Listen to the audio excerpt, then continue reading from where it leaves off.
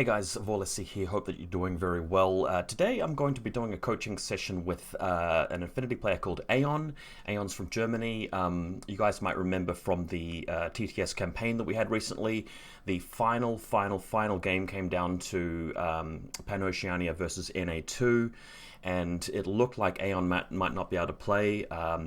The situation was such that if PanOceania was to get a major victory out of him, they would win the tournament. Anything other than that result, it would be a nomad victory. And Aeon did come through and play it. He was one of the weaker players, probably the weakest player on the roster for NA2, being someone with less experience, but he showed up, he gave it his best, didn't get the win. PanOceania got a major victory out of him, and I thought, why not reach out to him and offer him a little bit of coaching, since he's a player that hasn't had as much experience with the game as everybody else. He is a JSA player, so what I'm going to do right now is I'm going to call him on Discord, we'll have a talk to him, and we'll go through some coaching. Alright, buddy, can you hear me? Absolutely. Nice, excellent. Oh well, thanks for showing up and hanging out. So we're going to be talking about JSA. And so what's your experience so far with Infinity? Have you played any games of N4? Before the campaign you launched, I've played like 10 games tops, so I'm an absolute beginner. Absolutely, no worries.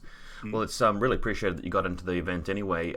Have you had time to study any of the N4 rules and look at all the profiles, or not yet? Not entirely yet. I tried to, but time management, right? Yeah, absolutely. So I tried to get into the new meta and got a couple things out of it. But I'm usually right now, as you saw with my list, I stuck to old guns that were tried for me, at least, right?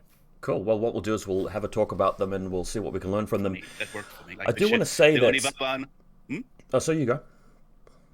No, go ahead. I was just going to say that one thing you're going to find with N4 is that JSA, luckily, have actually received some buffs. They're a better faction than they were, relatively speaking. At the moment, I think that the top dogs are PanOceania and Combined Army. But JSA has improved a lot, partially because of the new way that dodge works. Are you familiar with sort of how dodge has changed in N4? Not yet. What changed? So if it's my turn and you're reacting to me, you get a dodge if I come within your zone of control. In the previous edition, it was called a change facing dodge, where at -3 you can pass and then change your facing. Now what's different is that even if you can't see me, or even if you can see me, if you pass the dodge check, you can move, which is a really big deal, even if you can't see me. And a lot of the models are now, in JSA especially, have bonuses to how far they can move and whether they get the dodge off. So your midfield models like your ninjas, your shikami, your tankos, shinobu, oniwabans, it makes them more dangerous because they can get into close combat more effectively even once the other player's turn. So that's a big difference. And close combat itself is in some ways more punishing because even if you have martial arts level 2, you get the +3 to yourself or -3 to your opponent, and you get a lot more damage out of close combat as well. So we'll be talking about that a bit, yeah. Okay, so you wrote some lists. Let's go and have a look at the ones that you made. I'm going to have a look at the one first that has the 2 Oniwabans in Group 1 and 8 orders. And in Group 2, you've got your Jimbo and a bunch of Ryukens. Just have a talk to me about what made you decide to run these guys. I put the Oniwaban into so the Kaizotsus are and the Campire, of course, in the fire group, so they will give me cheap orders, and that's why I put the Oniwaban in there, right? To have like these cheap orders that I can expend on the Oniwaban, that they just pop out of infiltration, right, out of camouflage, and do their thing. And in the second group, I put. I wanted to split the thing more evenly, right? So that's why I put like Jojimbo. The Ryukin are, for me, a really good unit. They always work great for me, and I like that they now have a hacker profile, right? Absolutely. Which makes them specialists. Yeah, so they can hit buttons. They can hit buttons. That's why I also got like an Arigato hacker in there in the second group too. And Jojimbo, well, here's the thing. Jojimbo is, in 40k, we call him a distraction carnifex, right? That's what he is. For me, I never got Jojimbo to work as a unit, but he was always a great distraction for everyone, right? He has like a really big red target reticle on him, right? Because everyone is afraid of Jojimbo for whatever reason. I don't know why. Okay, well, I mean, straight away, let's talk about some things. We just talked about Yojimbo. In N4, anybody who has a MSV1 visor can see through smoke now. So there are a lot of models that will go into link teams that will just ignore his smoke and be able to shoot back at you, which can be a little bit of a problem. I still think he's good, though. He's a little bit cheaper, and the way that Crazy Koalas and Perimeter works is a bit differently now. You can actually drive out into the middle of the table and then deploy them. That could be quite effective, or you can start with them if you're going second to block back a bit. And obviously in close combat, he's going to be dishing out more damage. One difference, though, is that Martial Arts Level 4 doesn't give you 2 dice anymore. You're still only rolling 1. So that can be a bit awkward.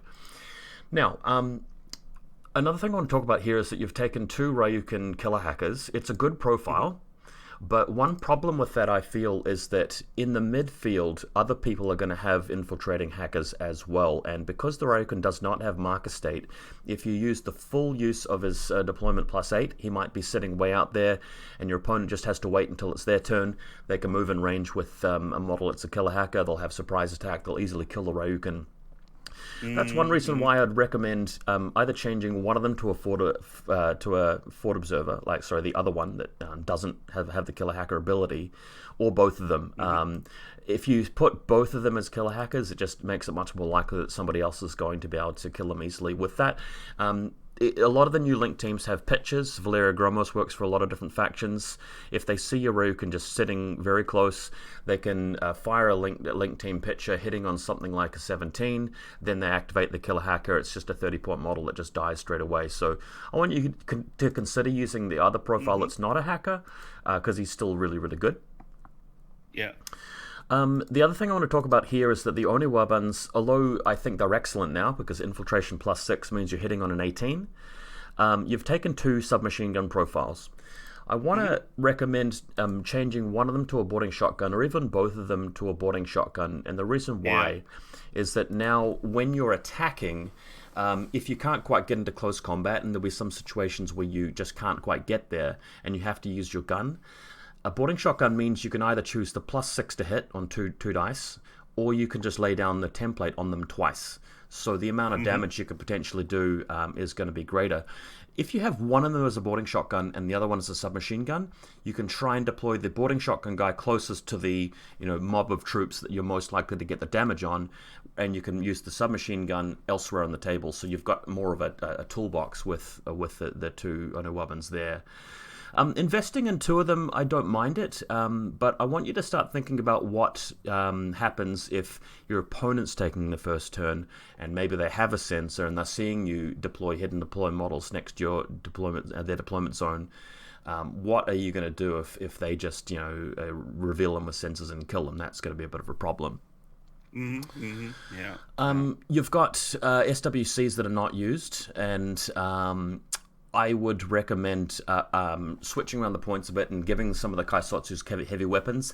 They're terrible with them because it's just Ballistic Skill 10, but they're very, very cheap when you upgrade them to the heavy machine gun and missile launcher. And I think what you do with them once you have given them the guns is just hide them, but the guns become a bit more relevant in turn 3 once you've traded a little bit. If your only weapons have killed things that have HMGs, it's difficult for you to remove them.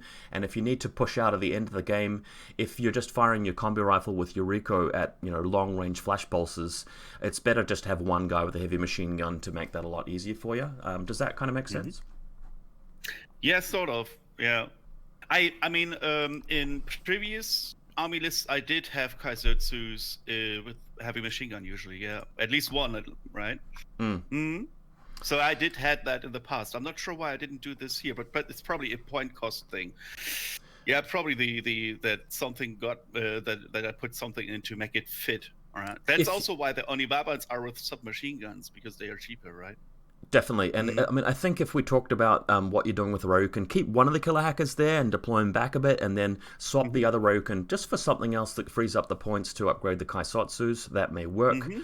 Yeah. The thing about Infinity is that you're going to end up on tables which are quite open, and you're going to have some opponents deploy things that the Onawabans can't get to. There might be a big sniper tower in their deployment zone, and the Onawaban has to deploy at the edge of their deployment zone and can't quite get up there, and that requires you to deal with this MSV2 sniper the whole game. And if you've got no HMGs at all, your Jimbo's not going to be able to help. Nothing else in your army is going to be able to do anything, and it's going to be a really, really bad, hard game for you, which is why consider having one of your lists, either the tag or Yoroi, or having an Evo repeater with the TR bot, because then you could put assisted fire on him. The Evo bot is now the thing that you need to get assisted fire, or just invest in that plain old Kaisotsu HMG and hope that you get lucky with shooting when it's your turn with your 5 dice.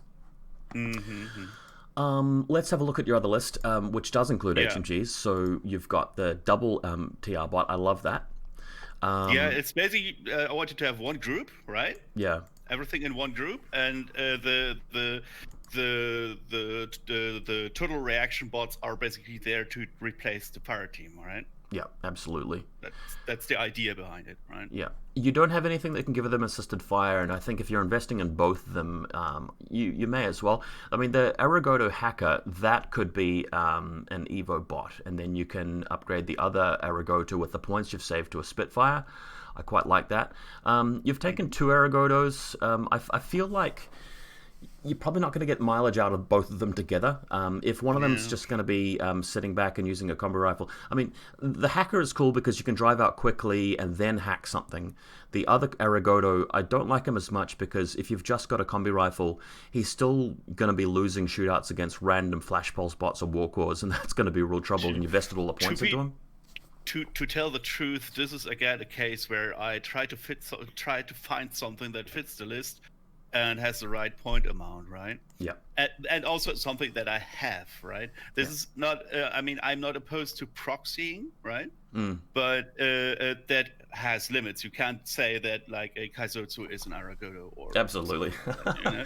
So you know, there are limits to that. So I mean, I have now a lot of JSA models accumulated by now. Like I have the army box, I have Jojimbo, I have the Kaizotsu box. If you're playing on TTS as well in our tournaments and campaigns, you'll have the option of quite a lot more than what you own.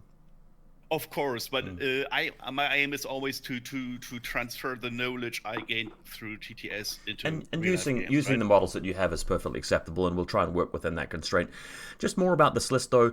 You've taken the Daiko Red Fury, which I think is the best choice for N3, but now that we're in N4, the multi-marksman rifle is better because you're going to be up against targets where the new crit mechanic's going to mean that if they're armor 8, armor 9, armor 10, the Red Fury is just going to do nothing.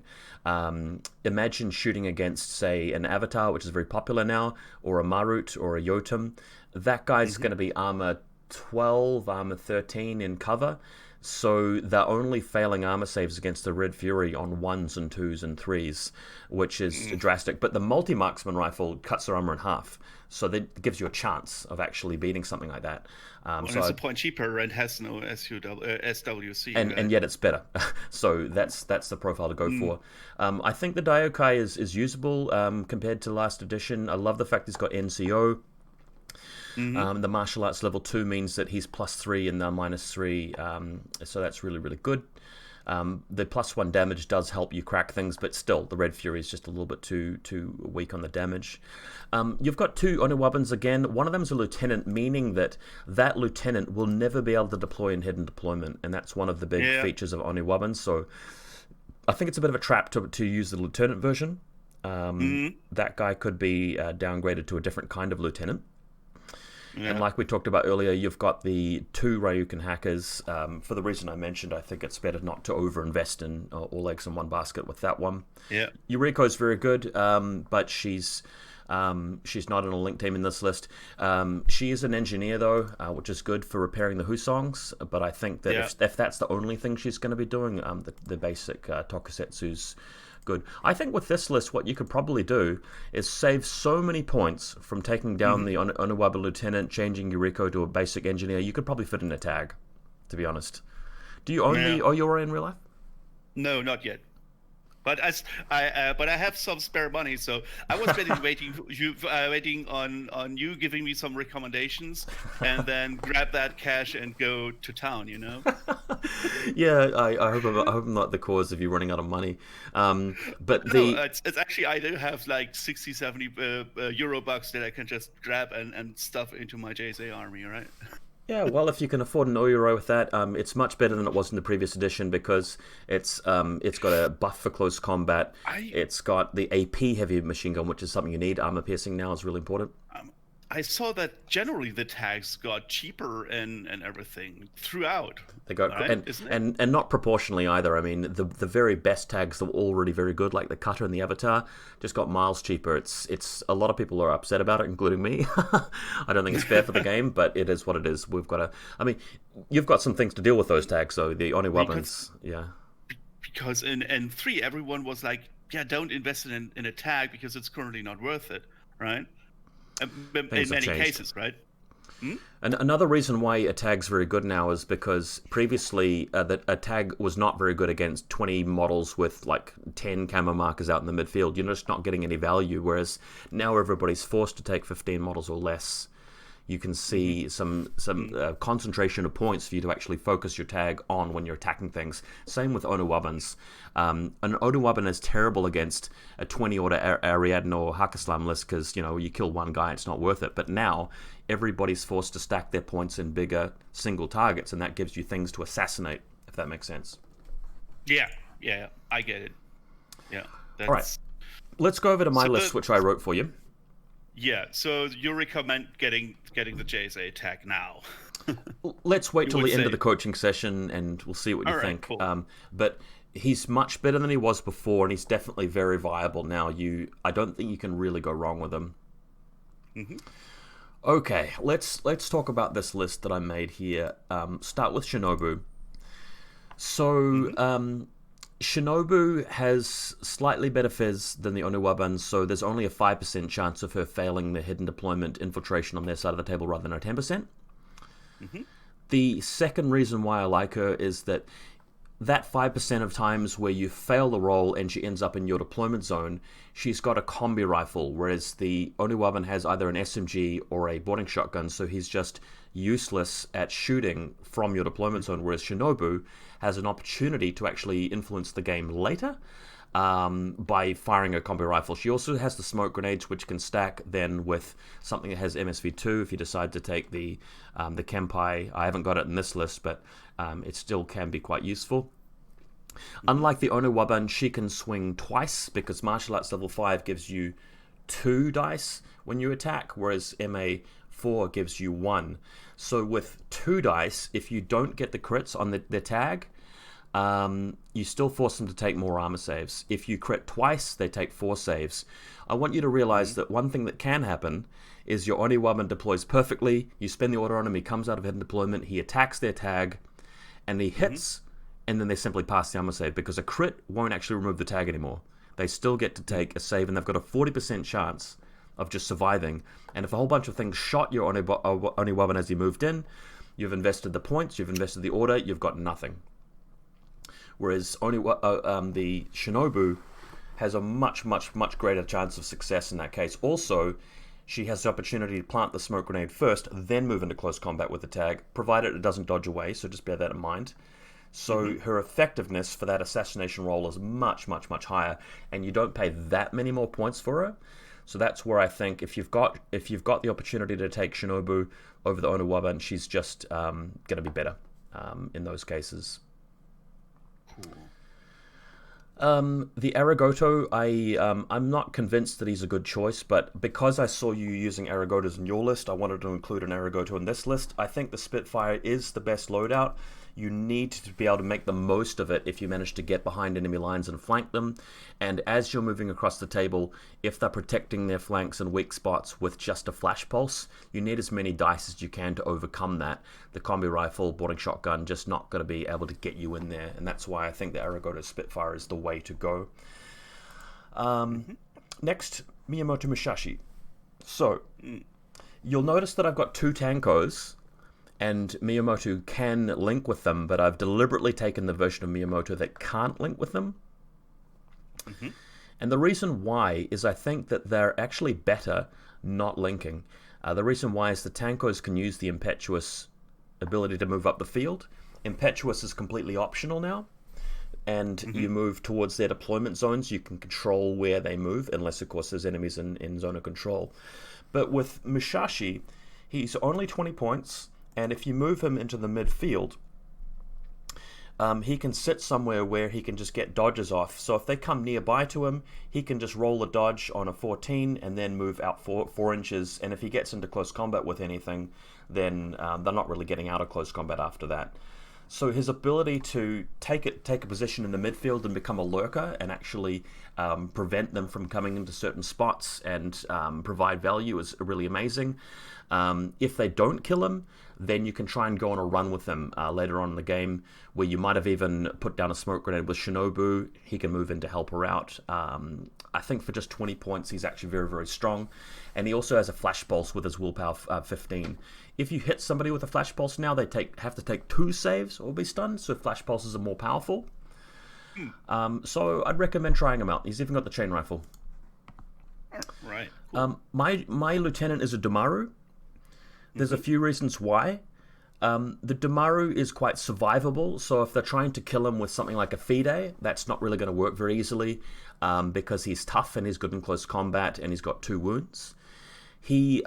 In this list, I like to involve people in coordinated orders, so you spend your command token, Shinobu moves and attacks something, and then the Domaru comes along with them, the Ryu can move somewhere as well, the Arigoto moves, and that way you've sort of got up to the midfield.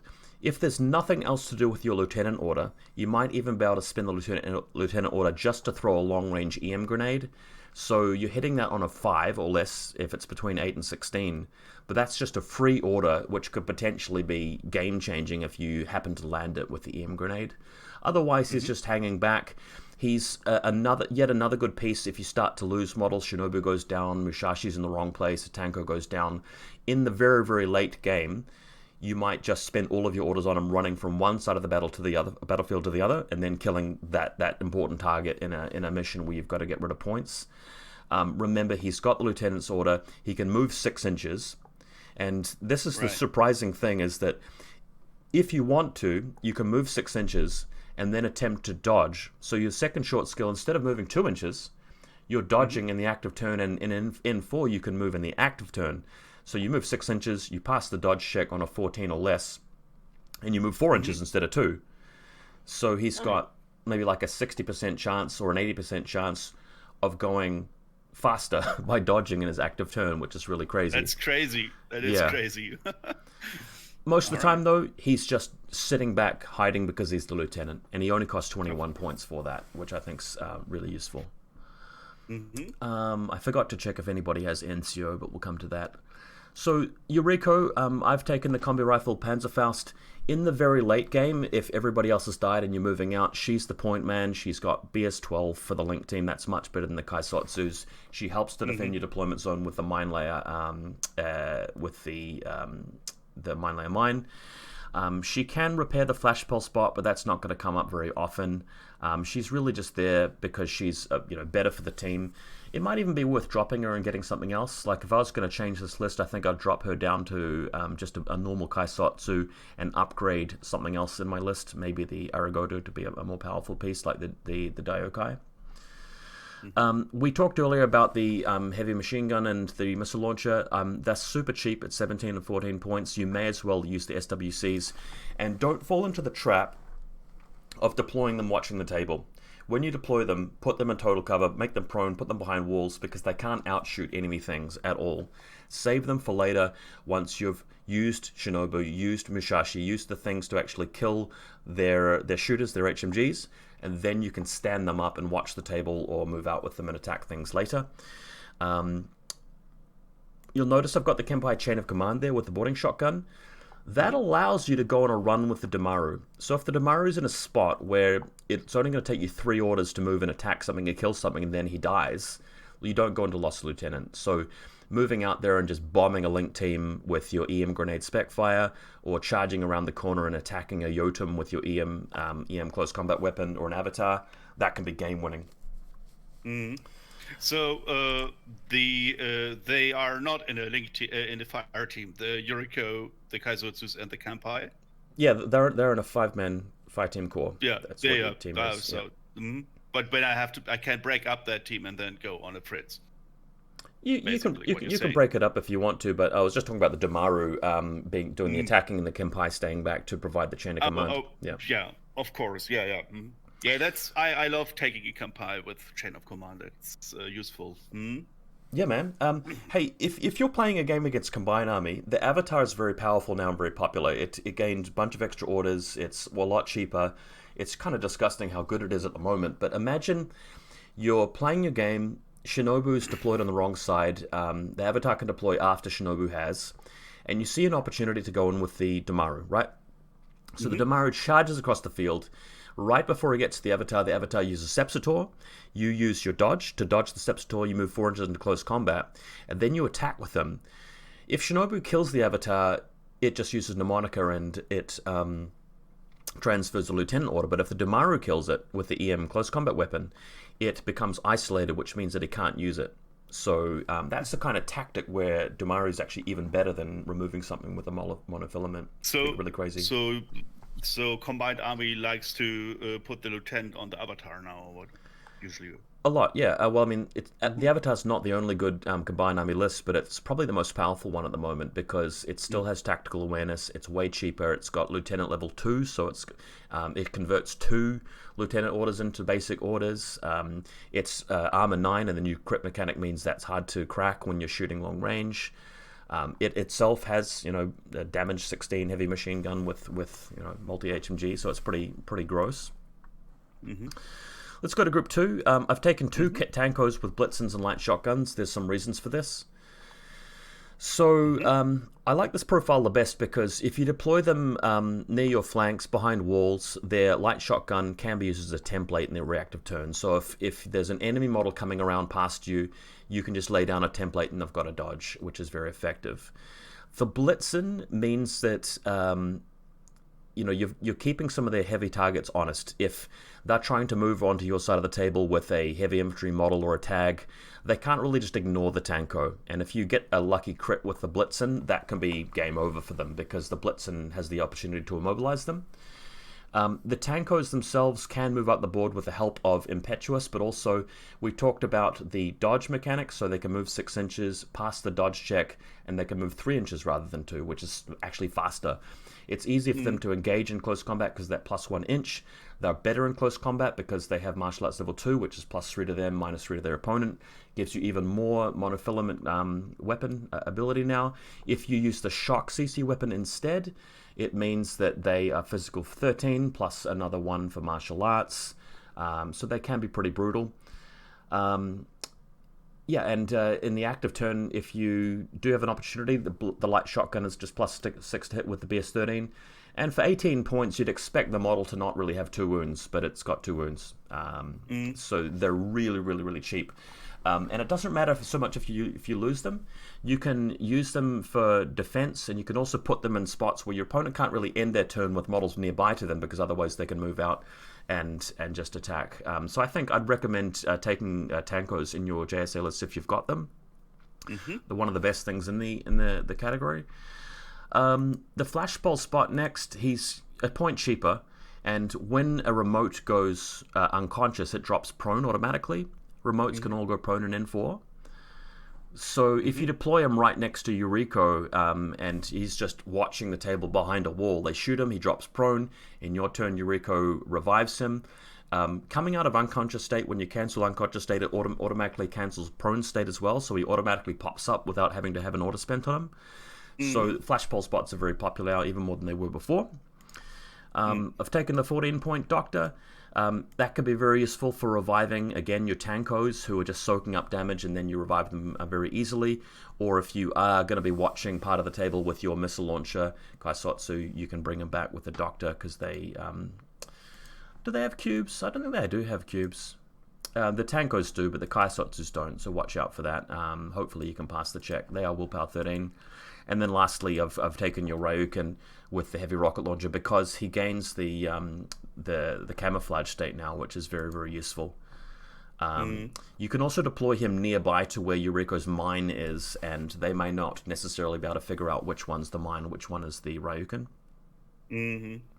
Plus he can deploy a mine himself, isn't it? No, he doesn't any longer. He has shock mines, so he could deploy a mine himself. Yeah. So, you have like 3 tokens there in camouflage state, and makes it more difficult to actually discern which. He doesn't have mine layer. Oh, actually, does have mine layer. Sorry, I got it wrong. So he does have mine layer. Yeah. So there are 3 camo tokens. Your opponent doesn't necessarily know which one's the mine, which one's the Ryukin. So there's a bit of synergy there. Very useful. Right. And did you notice there Mimet's is -6 even on the heavy rocket launcher? So that's even more difficult for your opponent to remove him if he's placed carefully in your deployment. So that's something I. That's something I loved about the Ryukin even in N3, that they are really hard to hit. Absolutely. In general. Any questions there about the list or about JSA you want to go over? No, that's pretty clear. Okay. I mean, a lot of the units you put in here, this is something I either don't own yet or didn't, and thus didn't use yet. But the reasoning is clear. If you want to, you can send me a list of models that you own, and I can sort of talk to you a bit more later on about what the best profiles and combinations of those models are to help you. But let's just come over to TTS. So I'm in TTS now. I want to simulate a situation where you're playing against OSS, and I've won the dice roll, and I've deployed my whole army over here. So let's say the mission is firefighter annihilation or something like that. What I want you to just practice right now is how and where to deploy your models. If you were to go first, so let's pretend that I've decided to take second turn because I like that for the mission. Maybe the mission is something like acquisition. And I've deployed my entire army, so I've got net rods back here, I've got flash pulse spot, there's a link team that includes Dakini, combi rifle, a sniper watching the table back here, an HMG, Rudra, I know it has the wrong text on it, but that's the K1 marksman. Proxy engineer to revive it, there's a CSU, that's supposed to be prone. Here, let me just fix this. Then there's a camouflage marker out in the midfield. It's likely to be a Naga. You don't know if it's a hacker or not. There's the Shuka over here, which is very likely to be the lieutenant with Strategos and command. Strategos and counterintelligence. I've got a Danavas way at the back. There's a proxy heavy rocket launcher, just watching a lot of lanes around here. The Apsaris is there because it gives the Dakini multi-sniper ballistic skill 13 with the REM driver ability. And then there's a couple of flash pulse spots around the table. Alright.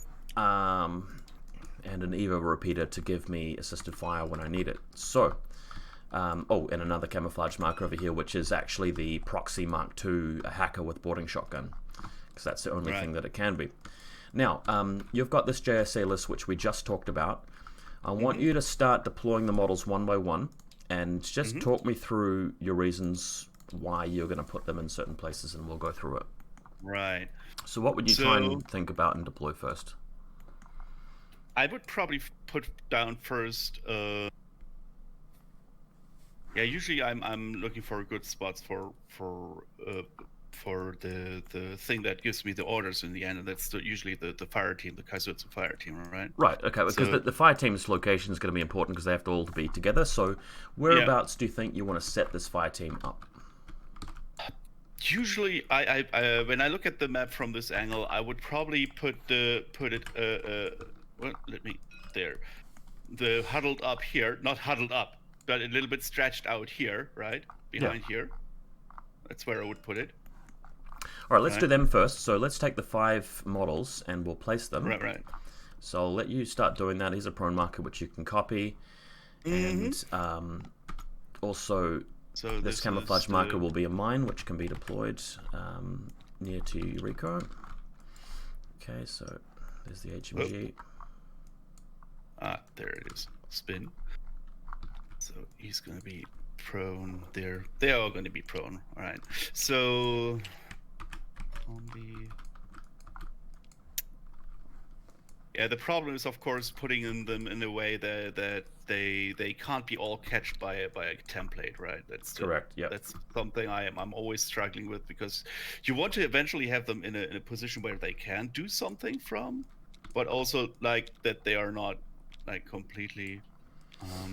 Don't be afraid to just simply hide them, because Right. Infinity is going to go for 3 turns. It's your other models which are going to receive the orders.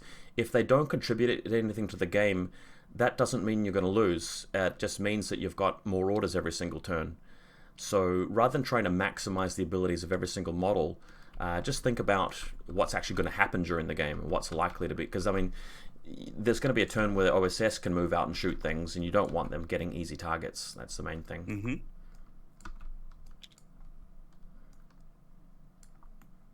Mm-hmm.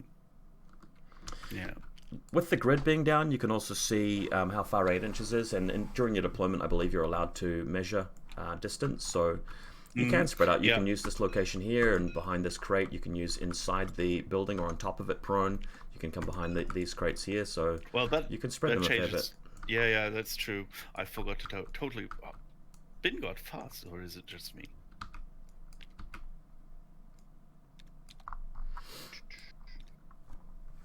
Also, try and bear in mind which model's going to be the link leader, so that they're all going to be in range of it. Yeah, that's the. Yeah, I would make the HME the leader, right? Okay.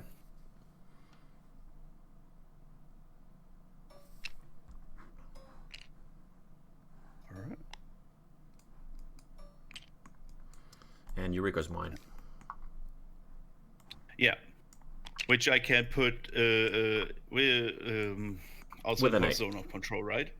Yeah. Yeah. So I would probably put that somewhere in a lane where someone might come. But I'm usually but when I'm second thought, if someone wants to come at them, then not from the front, but they probably come from the side, somewhere here. So I would probably put the mine in here.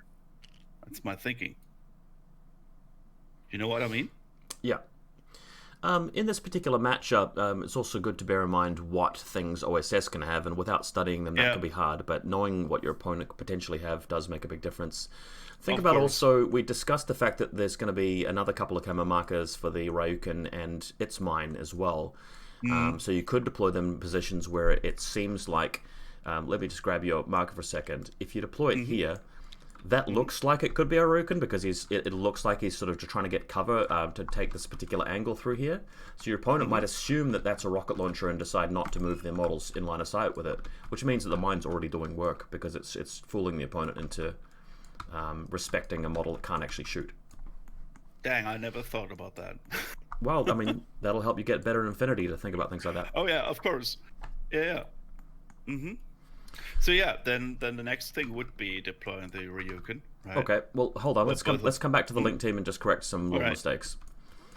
So with the missile launcher, it might be a good idea just to put him right in the corner, and the reason for that is because the goal is just to keep him safe right now. When it does come time to stand him up, he can actually reposition at that point. But I think an even better position for him is back over here. The reason for that is that there's no way to use like some of these crates to be able to see him. Bear in mind that the enemy has deployed a Rudra which has climbing plus, so if that Rudra comes up on top of this building here, you don't want him to be able to be seen somehow.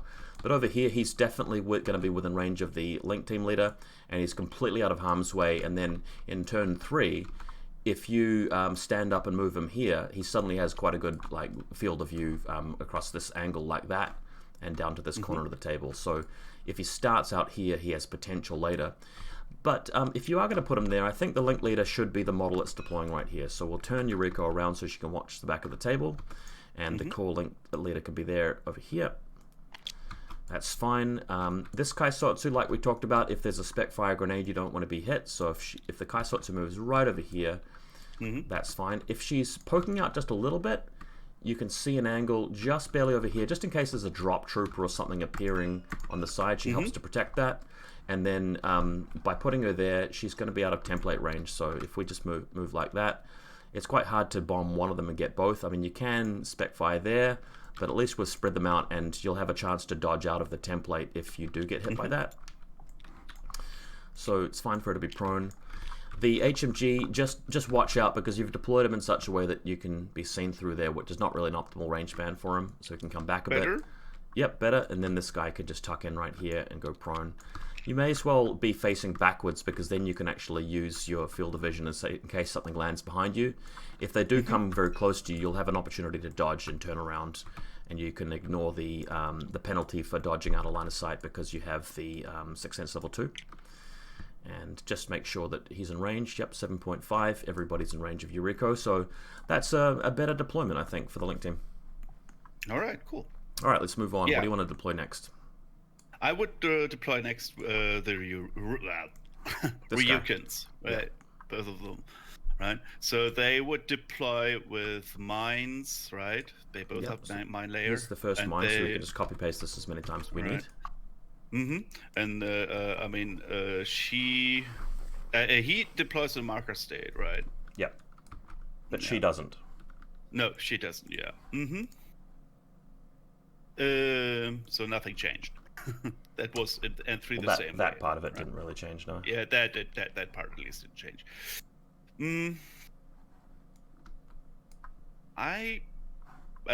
But he now got forward deployment, isn't it? Yeah. Because that's something he didn't have before, right? So the Ryukin heavy rocket launcher doesn't have it, but the basic forward deployment, the basic guy does have plus 8 inches, so up to 20. So the person with the submachine gun can deploy further out, but the rocket launcher can't, and you wouldn't really want to deploy the rocket launcher out in the middle of the table anyway. No.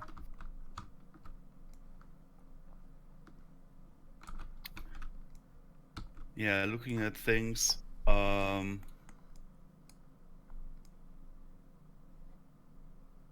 would probably put him here, so he can control that lane here. Oh yes. Right. That's what I would do. Another alternative to that is to deploy him within 8 inches of the existing mine, just because then your opponent doesn't know whether that's a mine or not. So we talked about the reason for putting that camouflage marker there is that we can trick our opponent, but if our opponent sees the Ryukin over here, then he automatically knows that Yuriko's just deployed a mine there and he doesn't have to watch out for it. Whereas if the Ryukin is on this building or in the building or on the other side of the building, he can be in camo state, his mine can be somewhere in the middle, and the opponent just won't really know where the rocket's going to be coming from. So that gives you a bit of an advantage. So another good position could be here, controlling this lane over here, right? Yeah, I think so. Or even put another mine there, because your opponent doesn't know whether that's the Ryukin or not. So if the mine goes there where the arrow is, and then if I just go up to the building and lock the Kaisotsu, lock him, and just open the building up, the Ryukin could actually go on the ground level like that.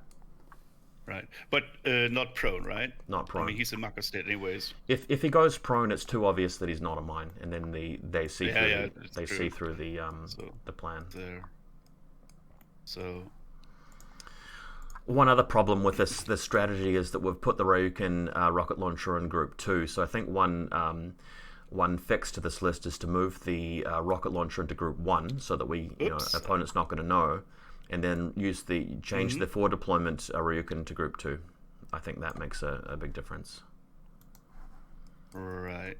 Yep. Good, but I like that deployment. I think that's good. Who would we deploy next? Yeah, the other Ryukin, she can be forward, more forward. So we could basically make here the other Ryukin here. Since she can deploy 8 inches in, she can deploy up to here, right? Let me do the pointing tool here, up to here, right? Yeah, this line. Yeah. So when I deploy her here in the cover somewhere, I can actually deploy her mine additionally into this Yeah, field correct. here and give more confusion to what is what, right? Yeah, potentially.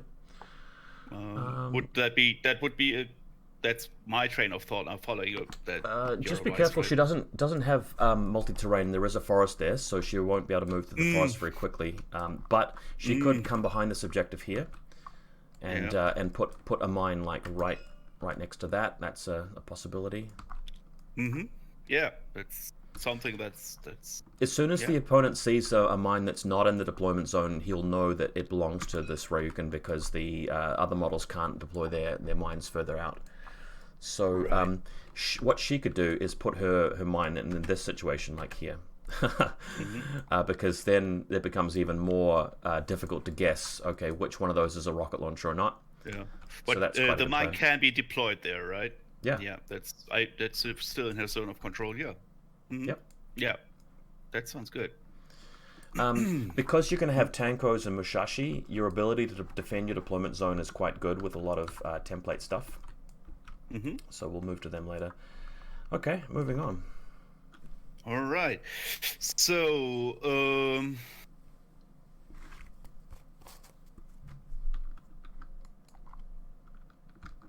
so next I would, I'm not sure what to do with my Musashi. I mean, I know that she will come probably not last, but I mean, she gives it hidden comp. Shinobu is going to be in. Sorry, you cut out there for a second.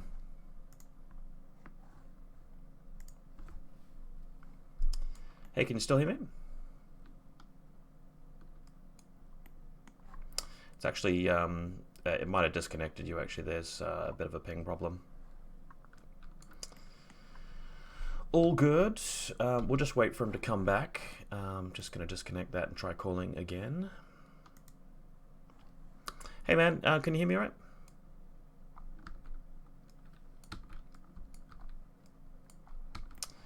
We'll wait for him to come back. Looks like we've still got a whole bunch of stuff left to go. So there's still a doctor, still a flashbot, still LSC, LSG Blitzens. The good thing about this is the flashbot. I mean, you talked about controlling a long lane there, and I think the flashbot can almost do that from this spot. The flashbot's very good when it's got a forest in front of it. I'll just type to him.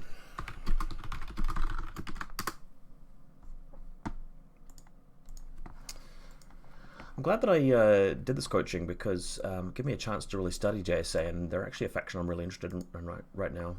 If we get time, we should probably talk a bit more about the Shikami and Oyama. There's a few other profiles which look interesting, but not quite as useful. There's also the Karakuri, which was pretty good for a while in N3 because of total immunity, but the other problem with the Karakuri is that with total immunity changing, it does have to use its armor value of 3, whereas with the N3 version of total immunity, it was able to just be armor 6 the entire time. Let's have a look at the new Kuroshi rider. I just noticed Aeon just quit out. I think he's probably just restarting Discord. Hey, buddy, can you hear me? Yeah, now I can hear you. Oh, wow. You cut out for a bit there. Yeah, that's my internet. That's okay. The game's still up, so you're welcome to just join the game and move in if you like. I was since I've still got my screen recording on, I was just chatting about other profiles we haven't really got to, like the Shikami and the Karakuri, but I don't think we'll have time to go through everything. You dual purpose this here. All right, once you come back, right. We just finished deploying the Ryukin, and you've still got a whole bunch of other things to go. So what do you think you want to focus on next? So I was about to say that the Shinobu is going to go in a hit deployment anyway, so I'm going to ignore her for now, right? Sure. So Musashi, I'm drawing a blank here. He's great at martial arts, but he's not a hidden. Usually, my martial arts miniatures I used before were, of course, all the guys who stab you in the ass, basically, right? Yeah. Excuse my French. Well, let's talk about. I'm not sure how to deploy him, right? I'm glad that you're asking about that because a lot of players don't really have the understanding of Infinity or the skill really to to play a model passively like that. The way I use him is I put him somewhere on the field where his plan is not to have a lot of orders spent on him. He's there to be a lurker. He's there to get in the way and cause your opponent trouble. So let's pretend that he's deployed here. All right? If he's deployed like that, to be able to shoot him, they need to come through this angle here or around here. If they do that, that's fine. They kill a 20-point model. We don't really care about him. But during our turn, we can involve him in some orders. He can use as a regular order. And his plan is to start moving his way through this building, behind this wall, and just wait. Because if they need to spend some of their orders coming onto this side of the table, he's always just going to be reacting with the dodge. Let's say they move out with this camouflage marker moving around here. If he sees it, he's not going to try and discover it. He's just going to start dodging and start moving. And every time somebody comes near, he's just going to get closer and closer to them without having any orders spent on him. And eventually, they have to try and deal with him. And to deal with him, it's just going to take even more orders because he might dodge their attacks. He's got NWI. He might hit them with a flash pulse. So he just needs to be placed somewhere annoying, which is why he is fine.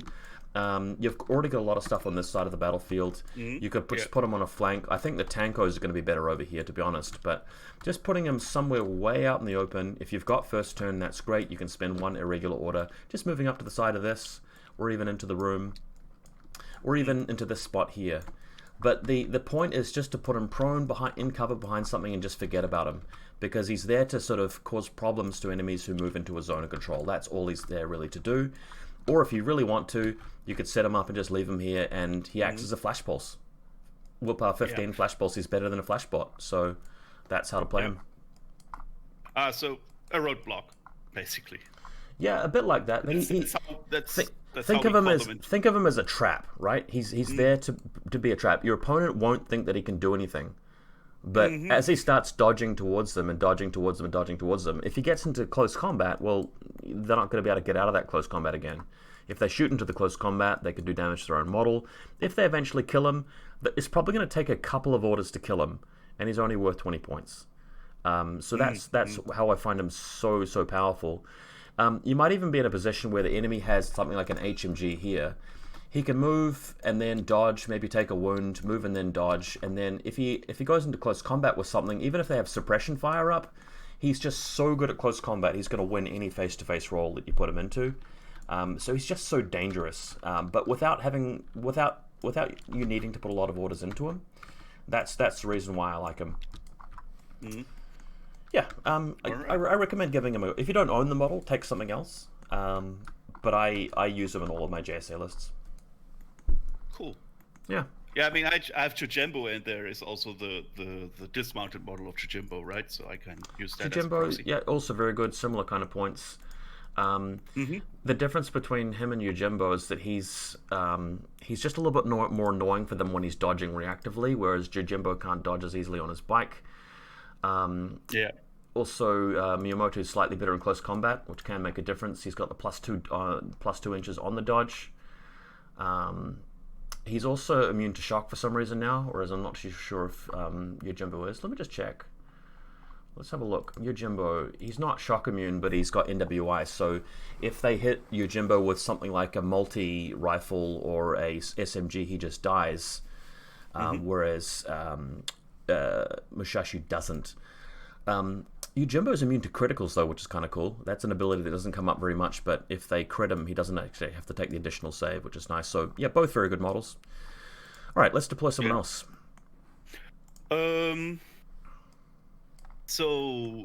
Yeah, we still have our lieutenant, but we also got stuff in the second group. The lieutenant, yeah, he should stick back, you said. So I would probably put him in here where basically center, more or less, not really center of the board, but right? Yep. I think that's a great place for him. Another place that I like for him is right here. Because if he dies, you've got the chain of command, so you're not too worried. And setting up there, it means that he's a bit closer to the midfield.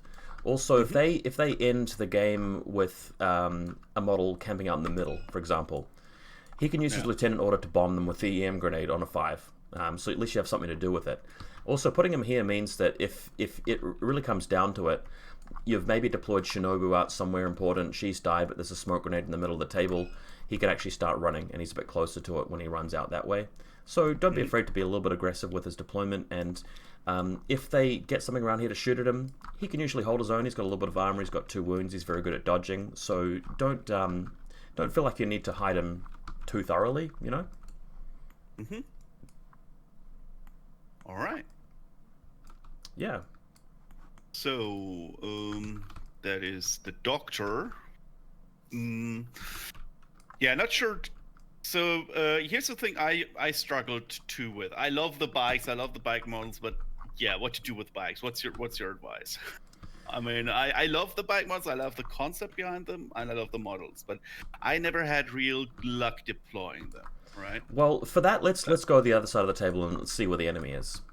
Right. So there's a sniper, which is going to be controlling that. The bike's never going to beat that sniper. He's just too strong in the link team and with mimetism. Right. But he can't see through this building here. Then there's the heavy rocket launcher, which can see all the way down to that spot and has a little bit through the middle here. This is not a very good table for the bike. But I like the bike being somewhere over here. If you're taking first turn, you can then move up here and camp and wait, or you can dismount, and you can use it later in the game. Once things have calmed down a little bit and Shinobu has had the chance to eliminate the sniper or the heavy rocket launcher, that's when the bike can speedily move out around here and start engaging things like that flashbot, which, you know, it's not a great target for it, but gives you an opportunity to move in. The other flank's not so great because, again, there's the sniper there. You could put the bike back here, but in this particular game, this particular matchup, just camp it there, treat it like a cheerleader for a little bit, and there may be other opportunities that come up later once there's been a bit of a trade. Then you can move out, and it's just so fast it can get across the other side of the table. So yeah, if in your first turn Shinobu is able to either deal with that sniper or simply deploy out in the midfield without infiltrating and throw a smoke grenade in front of the sniper, let's imagine that she gets a smoke grenade here. You could then move out with the bike with the remaining orders to get around here, and the bike could actually come through and eliminate this flashball spot. It's fast enough that it can get around there and start shooting at this proxy. Maybe by the end of the turn, because again you're so fast, you can come around here and kill the Evo repeater. Then there's not going to be any more assisted fire for the bikinis. So be prepared to not use it and have it as a cheerleader, but you can create some opportunities for yourself later if you just deploy it in somewhere safe. That is something I had to wrap my head around, like not using units, right? It's a mistake that so many newer and less experienced players make. But the better you get at Infinity, the more you see opportunities to wait until turns 2 or 3, or to simply not use a model that can do things and just treat it like a cheerleader and get orders out of it. It's a game of position a lot of the time. If your Dumaru happens to be in the best position to swing the game, you spend the orders on that and you leave the bike at home. If Musashi's in the best position, and that's the great thing about this list, you've got a number of models with potential. You simply identify which model needs the orders the most to swing the game, and you show some restraint with everything else in the list. All right. Great. Okay, so the flashbot, the Yao Kong, I would probably put it somewhere. I would probably put it here, where it could control that lane, right? Yeah, we talked about the rocket launcher previously doing that, but then we changed our minds and moved the rocket launcher to the left. Yeah. You're right, this is a very long lane, and the flashball bot would be very annoying there, because any enemy shooting at it would be up against range, cover, the forest, the saturation zone, and the mimetism of the bot, so he's highly annoying in that location. Right. The other location where I like him, I'll just make sure that these models are locked first, is here. One reason why I like him there is that he's in range for Yuriko to revive him later, or even right here, but you become vulnerable to a template blowing up your own guys. So your choice of this box, it's not bad at all. Another position is this one right here, because there's an even longer angle through this line here.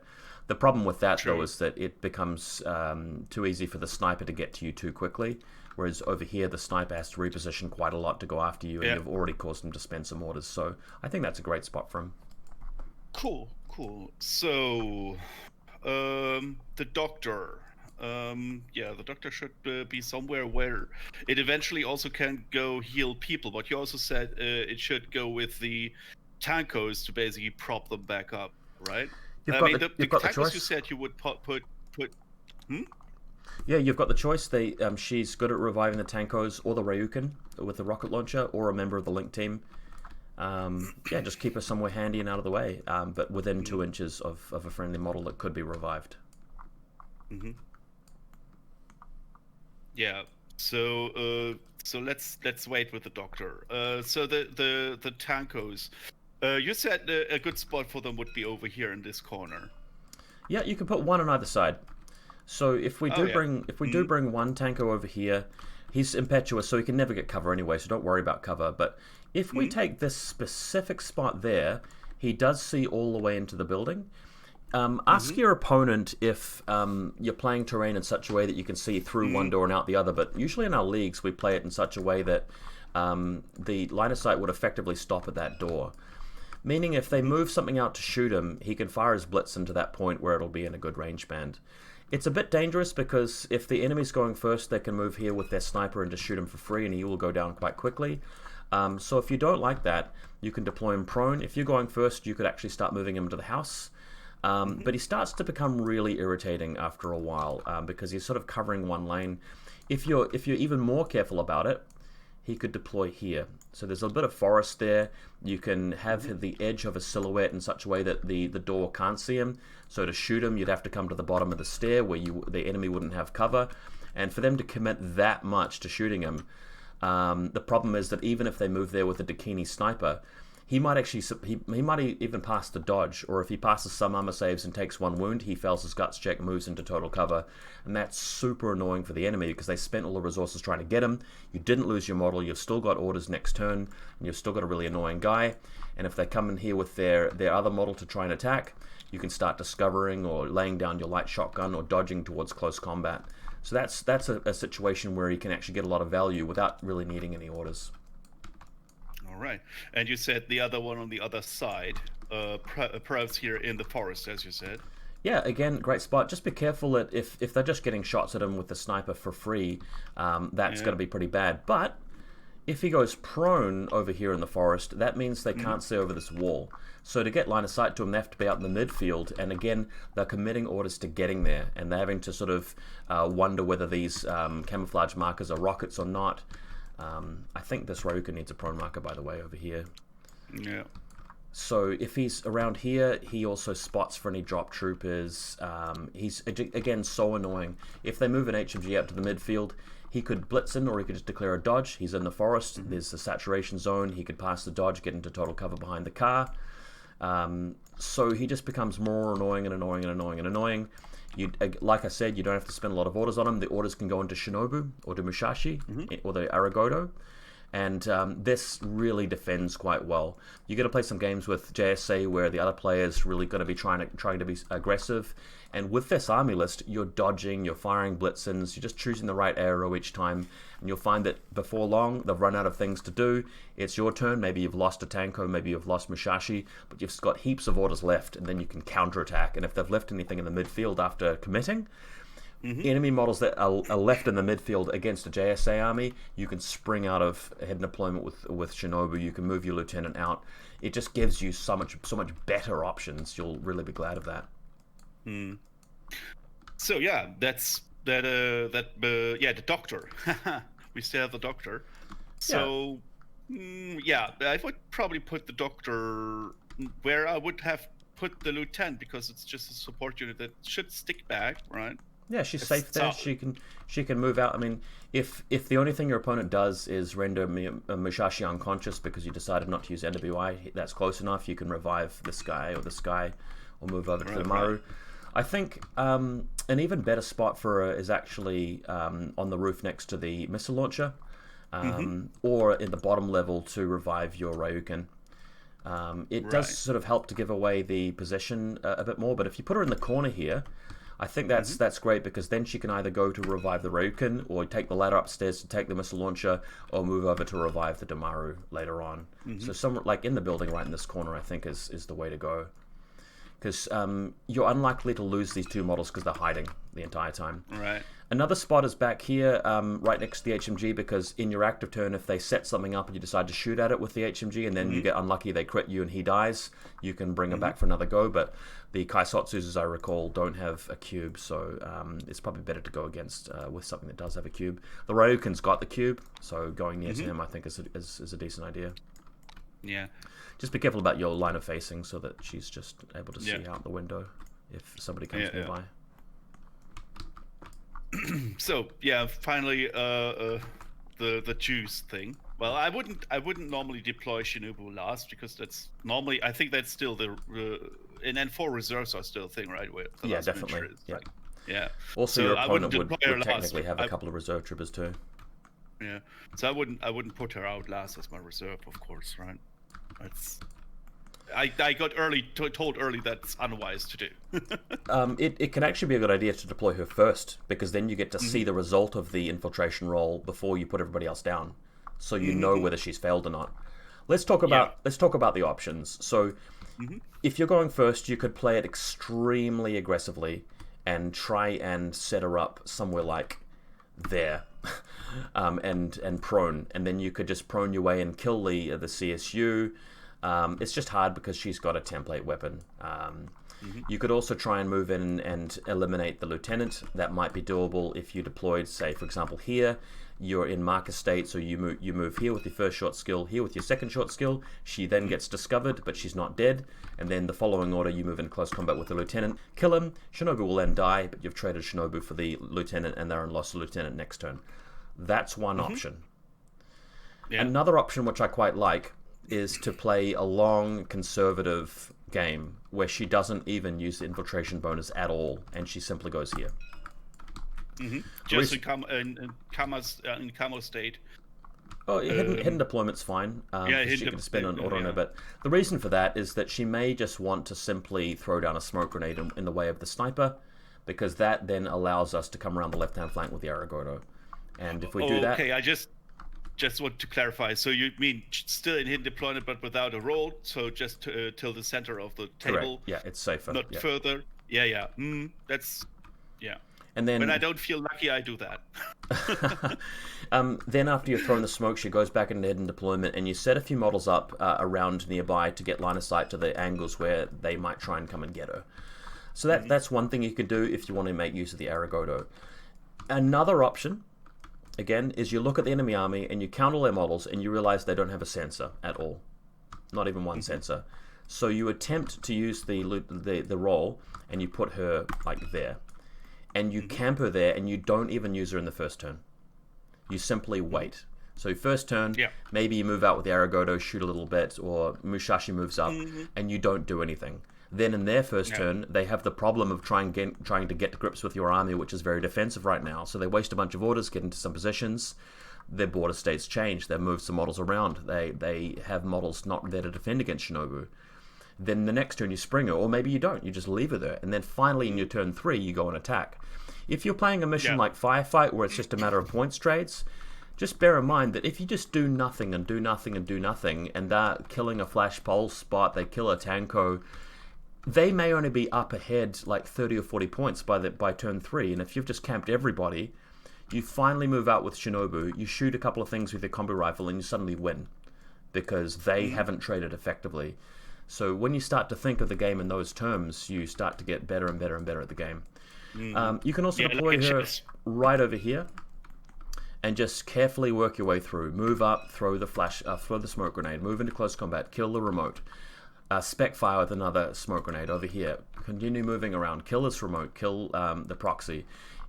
If she's accurate enough with the smoke grenades, you might actually pull that off. And end up just right next to them in a position where she can go back into camo. If they try and discover her, she can dodge into close combat with them, because that's a lot easier to do now. So try and weigh up all of the things. I mean, in a real game, your opponent still has some reserve troopers, so bear that in mind. But just try and think through the options. You can either go all in straight away, not always the best thing to do when your opponent doesn't have a tag or anything expensive. The lieutenant's not really. I mean, your opponent could lose the lieutenant and still win, so trading for him's maybe not the best idea. But be prepared to take that option of not using her straight away, or even just not using her for a big swing. You could even just use her for a combi rifle. Oh, one other thought. Yeah. One other thought. She could deploy here. Mm-hmm. So you hidden deploy her there, and you deploy her prone, and then you wait it out, and you wait it out, and you wait it out. Then later in the game, she crawls prone over to this spot and just starts firing a combi rifle at people.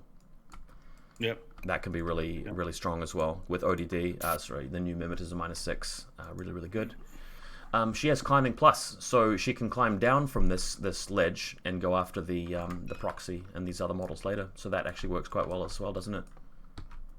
Yeah. Or from this side, climbing down there. What I found.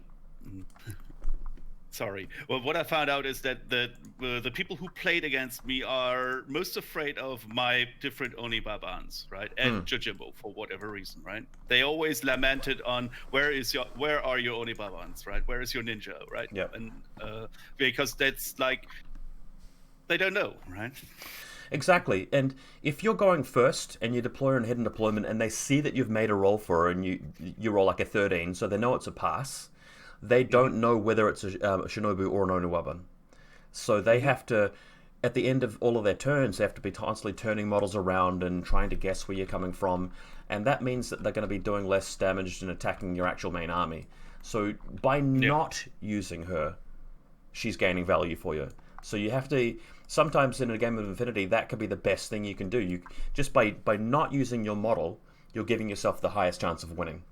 It may not seem like the fun or most exciting or cinematic thing to do, but you might actually get that fun and cinematic happen in turn 3 rather than turn 1, which is just as good, isn't it? So I think that a spot like I've copied the wrong model. A spot like that is just a great spot for her to be in. Mm-hmm. Cool, man. Well, we've gone for just over an hour. I'm going to wrap things up. Do you have any other questions about Infinity strategy or tactics or JSA that you want to get off your chest? No, but you got me good ideas on what models to get next. Yeah. So my last question is actually so the JSA tag is now worth considering and trying out in lists perhaps. Yeah, I think there's 2 or 3 reasons why. So reason number 1 is that the matchups you're going to be facing with that tag are going to be more favorable. It's no longer going to be the case that you're up against 20 Hakaslan models that are all sort of very cheap that the tag can't really engage with, or 20 Ariadne camo markers. That's not going to be on the field. There are going to be enemy models that are going to have armor. The armor-piercing HMG of the tag is going to be more useful. So that's reason number 1. Mm-hmm. Reason number 2 is that Infinity's now become a game where you kind of need to have a big, hard-ass thing watching the table, and the tag does that quite well. So in this particular mission, you could have the tag just behind this wall here. It can see a few things, and when it takes damage, it just goes guts back behind the cover, or even out here is a great spot for it to be. So it gives you a bit of staying power and a very powerful ARO piece, and we don't have too many of those here. I mean, the other option in JSA is the Tanko missile launcher in a core of Damaru's. That works as well. The third reason why the tag is quite good now is because it's actually even better in close combat than it was before. So you're -3 on your opponent's dice, +3 on yours. The amount of damage he pulls off is even higher. Getting the crit, gives you a bigger strength hit in addition to the roll. So it actually does more damage now for the tag. So for those reasons, I think the tag's very, very good. What are your opinions on Karakuris?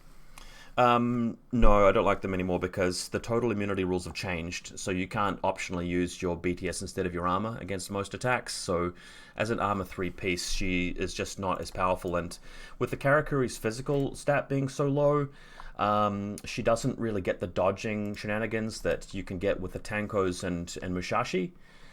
Although she's got that forward observing flash pulse on a whip 13, Musashi's doing it on a 15.